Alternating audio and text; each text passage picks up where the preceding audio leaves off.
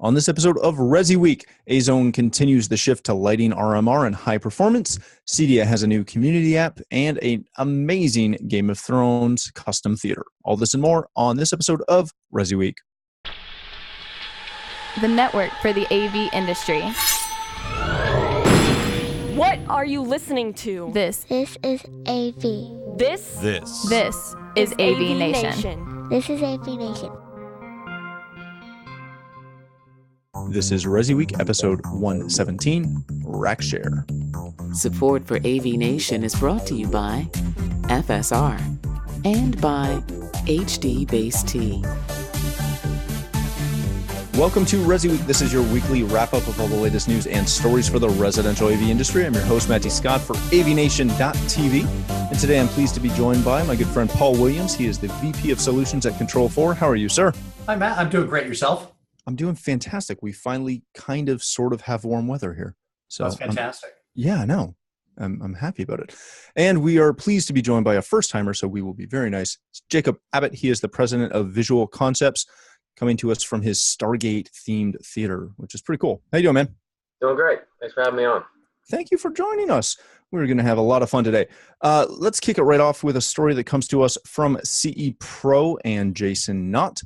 Azione Unlimited had their spring conference just the other day and covered a lot of things, one of which was their executive director, Richard Gleikes, had a bunch of opening remarks and specifically wanted to make sure everyone who was in attendance knew that they are in the business of making money. They are a buying group. They are not a trade consortium. They're a buying group, and he was trying to make that very clear. One of the big things that they are focusing on is expanding their dealer base, not their dealer base, but their dealers. And they're doing what a lot of the other industry groups and industries are doing and going after lighting fixtures, high performance selling, marketing, and RMR. Paul, I wanted to jump into you or jump into this with you. We're seeing really, I don't want to say everyone, but a lot of buying groups, a lot of large companies and movers and shakers in this business really going hard after lighting. You guys at Control4 have been in the lighting game from a control standpoint for quite a long time now. And that really is a core part of a lot of integrators' business is the lighting control. When we start seeing this push for lighting fixtures, this is not always something that's at the forefront for most integrators. Most of them are traditional AV integrators. How hard is it to go after this? And like they mentioned, one of their members, Wolfer System 7 out of Boston, who handles 500 lighting brands. That's not an AV integrator. That's a lighting showroom at that point. Yeah, exactly. How hard is it for integrators to move into this world? It depends. If you're going to take something like, LumaStream, I don't know if you're familiar with those guys, but they're doing PoE-based lighting. Mm-hmm. So that's something that a dealer could get into without having a ton of electrical experience and probably be successful with. When it comes to some of these other lighting lines, though, you're going to have pretty sophisticated knowledge about system design when it comes to electrical lighting solutions, and also the electrical part, and then the contractor part of that, which is, are you certified? Do you have the right people on staff? Are you holding the right licenses for the demographic that you're serving today or the area that you're in today? There's a whole host of things that come along with that add a little bit of complexity to the integrator's plate. I mean, it's not unlike what they've had to deal with in the past. Even with just installing lighting control, a lot of our dealers, specifically with Control4, and I can probably speak to other manufacturers as well, we'll have to elicit other contractors to come in and help them. If they don't have licensed contractors on staff that are electrically certified, they're bringing in other electrical contractors to work with it. Some of the larger dealers, and that's where somebody like this Wolfer's System 7 seems like they're coming from that side. A lot of our bigger dealers have hired electricians and have them on staff for them to be able to make sure they're capitalizing as much as they can.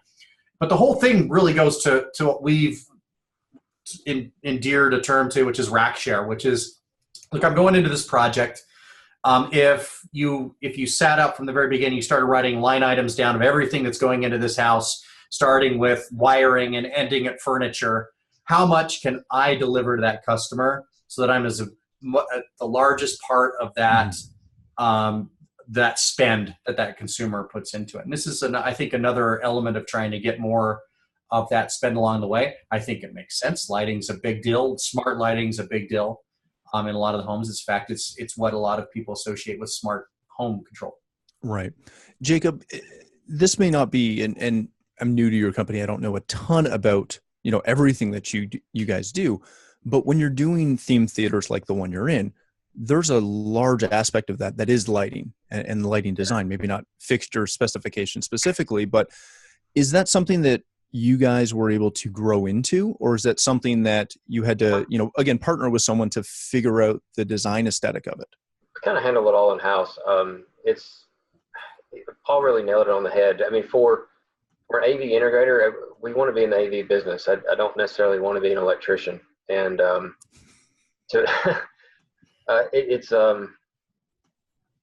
he nailed it. I mean, you have to have the licensing, you have to hire it out or have that guy on staff that can handle that aspect of the business. Which is something, to be honest, we're looking into. As far as the home theaters are concerned, we handle all that in-house, and it's usually a version of LED or a DMX lighting or something we can control through Control4 or an iPad, something that makes it easy and goes along with all our motorization in our theaters. But we've experimented with pretty much everything over 15 years, X10 all the way up, man. We've done it all. I love a good X10 reference. Horrible. One of the other things that they covered at this conference was kind of the lack of marketing. And Jacob, I want to come back to you on this. They're putting together a program where they're trying to take some of that marketing workload and offload that to their association, opposed to directly on the dealer. This is something that we as frontline integrators, and I own an integration company, you own an integration company, we know how hard it is to market. Is this something that you're comfortable with as far as handing that off? Or is this something that, whether we do it very well or maybe sometimes poorly, we still like the control of it from the integration side? Yeah, I've met a lot of guys that handle their own marketing and do a great job. To be honest, I do a horrible job at it. I've been very fortunate. In 15 years, word of mouth, we've got a very good company name in the area, and business just comes to us somehow. It's remarkable how it happens, but I would feel comfortable handing it off to the right guy, especially if they're AV-oriented marketing company, somebody that really knew what they're doing. It comes down to a cost factor, and most AV integrators, they're, at least in my company, my experience, we're just too busy to handle it, and we're not good enough at marketing to even attempt it, to be honest. I think I would definitely hire it out. Yeah. Paul, you guys obviously at Control4, you work with a marketing firm. You do a ton of marketing across the board for what it looks like to a normal integrator who, again, has a slightly smaller, usually, marketing budget than maybe you guys do. But from the manufacturer standpoint, obviously you're marketing as much as you can to both, integrators, dealers, and distributors, and everyone in the industry, but you're also marketing to the end user. When you meet with an integrator, if marketing were to come up, what is something that you from the manufacturing side would want to impart to those integrators as far as how they can better market not only themselves but also your brand if they're Control4 dealers? It's a great question. A couple of years ago, we started something we call on behalf of marketing, and it's OBO, on behalf of. And Jake's mentioned a couple of these things. Integrators are busy. They got a lot on their plate. They're usually overloaded with projects. It depends on the type of time of year and seasonality and all that stuff, but they're usually really busy, and marketing's not their forte. Right. The majority of our dealers don't come from the marketing world. They come from the IT world. They come from the AV world. They enter into this channel somewhat purposely, sometimes not purposely, and they end up here, which is good. We love them all, but not usually for marketing. And so marketing's not their strong suit. We knew that from the very beginning. Also, what Jake mentioned, a lot of dealers are doing a great job of word of mouth. They do such good work that they get the next 4 jobs come out of one project, and that just continues to perpetuate. But for some dealers, we see that that's not enough. Mm-hmm. There are dealers that aren't as busy as Jake is with his company, and they're kind of in this feast or famine process, and they're really in need of some marketing. And for sure. so we put a process in place. It's called On Behalf of Marketing, and it's a combination of handling inbound leads. So people that will visit our website or click on it. If you've ever been to Control4 website, never go to YouTube, I am so sorry. You're just going to see a Control4 link anytime you go in there. I apologize. Well, I don't actually, but consumers. Sorry, not sorry. Consumers get access to that, and if they click through and they come to us, it's a lead, and we track that all the way through the process and give them to our dealers and make sure that customer gets serviced. And it also goes into kind of the way our industry is doing things. We didn't take out. We don't have a Super Bowl ad. We're not taking out Wall Street Journal ads, but what we are doing is very targeted marketing to people who may be in this demographic that are looking for smart home or home automation type solutions. And I think that's important for a dealer or an integrator, whether it's the buying group that's bringing to you, or whether it's the manufacturer. You need to know that somebody's helping me generate leads and bringing people to me. Because for some companies it's enough, but we see a lot of integrators out there struggling to bring in enough business. And the ones that want to grow as well is that you get the dealers in 2 different camps, have enough projects, doing great, don't need any more, I'm happy. And then you have the dealers like, I'm doing okay, but I'd like to do better. And I'd like to grow, but to get to that next level, I'm going to have to do something different than just word of mouth. And marketing is usually where that comes into play. I think we do a good job. I haven't seen what Azione's doing here, but that's fantastic that they're starting to have that approach as well. Yeah, I do think it's Matt, too, real quickly. Control4 does a great job with their dealer portal. It's extremely easy, more so than any other manufacturer I've worked with. It's just setting up your own website, a micro website, your mobile solutions. All that stuff's right there at your fingertips. I mean, my website is totally built off the Control4 solutions that they provided us. So it's extremely easy for a Control4 dealer just to look good and professional. And I think they've done a better job at that than any other manufacturer in the entire in the business place. It's pretty remarkable what they've done. Well, again, I think that just speaks to a bigger point that, any point where we can, as integrators, hand that off and accept help and not, be fumbling on your laptop at 12 o'clock at night. Right. After being either working all day or doing other recreational things, is a good thing. It's a very good thing. All right, gentlemen, let's move on to our next story. This comes to us from our website, AVNation. CEDIA has a new app that is going to connect its community. This came out just the other day. I believe it was Thursday last week or Wednesday last week. And if you're a CEDIA member and you've been to the community.cedia page, it allows you to, join the forums, get information, all kinds of great community building type things. The downside has been if you've ever done it from your phone or a small iPad or something like that, and done it from the website, it's a little troublesome, shall we say, to navigate as some of those forum type sites are. What this does is this allows you to go in and download member-centric from any of the app stores. And once you download it, you literally just search for CEDIA, put that in, and it will bring you to our CEDIA community. As soon as you have that, you have the full access just like you would on a desktop, but in a mobile device and format, which is really, really good. I used it initially right after it came out. And for me, I'm on the go all the time. I'm very rarely in the office. To be able to do that really lets me connect. Paul, I wanted to start with you on this one. When we look at, community things like this and specifically, the CEDIA community side of things, as a rule, the majority of, shall we say, active members are either CEDIA employees or some of the more notable CEDIA members, but they're usually from the integration side. Having a portal like the community, not even just the app, but specifically the community, what can manufacturers do because Control 4 is a member of the CEDIA organization. How do you guys use or utilize the community, if at all?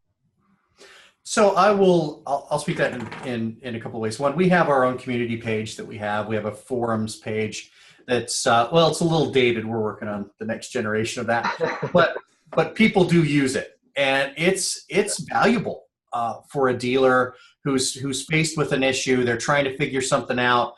It's the first time they've experienced, but in about 30 seconds, maybe a little longer, I post something, and we have pretty active community that'll go, hey, you know what? I've been there. I know what you're talking about, and here's how I solved the problem. That is invaluable for an integrator who's on this project and has this tough problem that they're trying to face.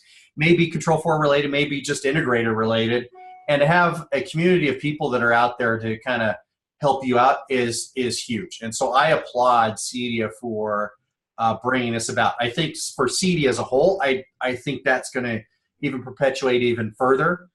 To allow for integrators to have this instant at your fingertips kind of methodology, and it speaks to the way that we are social, especially if you look at the millennials now. It's very social, and to have this group of people that I can associate with that are like-minded, we're doing the same stuff, and the people who have been and done what I've been there, seen that, done that.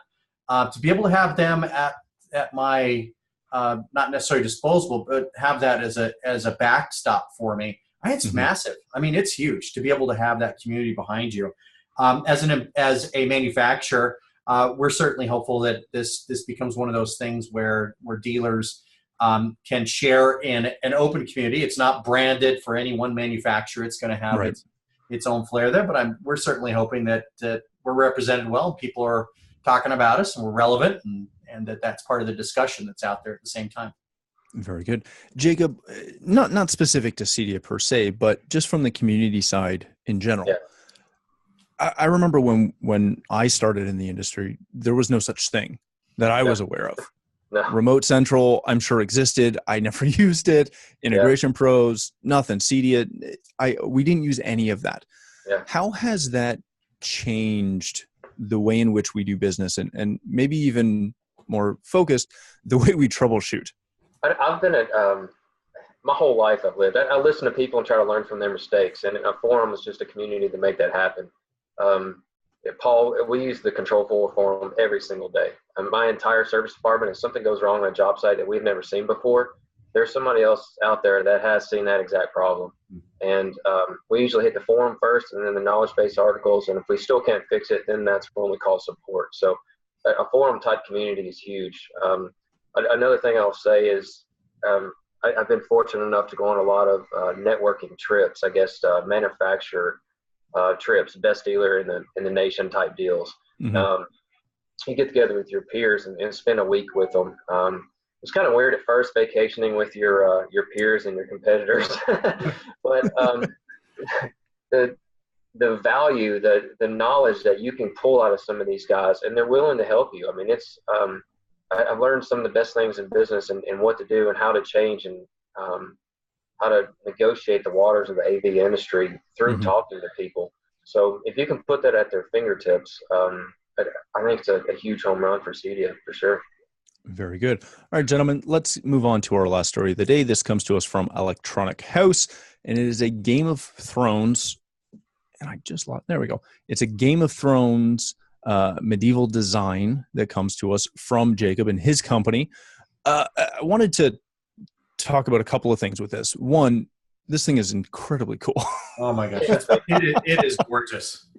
I don't want to geek out too much over it, but I am a Game of Thrones fan. This is fantastic. What I wanted to, and first of all, give us an overview, but I do want to ask you a question real quick on it before you get into it. How do you go about the process of these ultra customized themed venues? Like, you're sitting in a Stargate one right now. You've done this Game of Thrones one. If you visit their website, you'll see some other really fantastic ones that you do. But so give us an overview on this specific theater. but also Well, how you guys navigate that. We started a company 15 years ago, and this is what we did, theme theaters. And we kind of got across to the client. You try to get across to them, hey, basically anything that you can dream up, we can build it. I know you hear that a lot, but you kind of talk to them what their interest is. We give them an interview. Do they like sports? Do they like racing? Do they like movies? If they like movies, what type of movies? And then it kind of grows from there. I've got an awesome designer. I give him all the credit in the world for this theater. It's basically his design. Donnie Hackett Designs. We partner with him on all the projects, and he's a mad scientist, man. It's anything that you can dream up. He just takes it to the next level. He's quite possibly the best home theater designer I've ever seen. This particular theater was a very special project. We were probably the third AV integrator that got interviewed for this job, and I brought this guy the best home theater package that I could put together, and he looked at me and told me it wasn't enough. Basically, he said, "Want something better." I was completely shocked. God bless those customers. I couldn't believe it, and basically I went back into learning mode, and I went out there and researched the best products I could find in the industry, and we put them in this theater. This was a very rare project, and basically we didn't have a budget, and it was build the best theater that you can possibly build me, and that's what we did. It's a truly remarkable room. It's a 3-car garage, basically. If you can picture a typical bonus room with a 3-car garage underneath it, that's the room. That's what we started with. Wow. We totally soundproofed it with. We started with Dynamat. We wrapped the entire room in rubber, floor, ceiling, and walls. Coated it, and then fiber paneling from there, and then we covered that and what you see there, basically wood and fabric. Airbrushed it, concrete work, all the motorization. There's a ton of secret passages in this room that you don't even know are there. All the columns rotate open, so he had a sword collection. He had all this memorabilia, movie memorabilia he wanted to incorporate in the theater.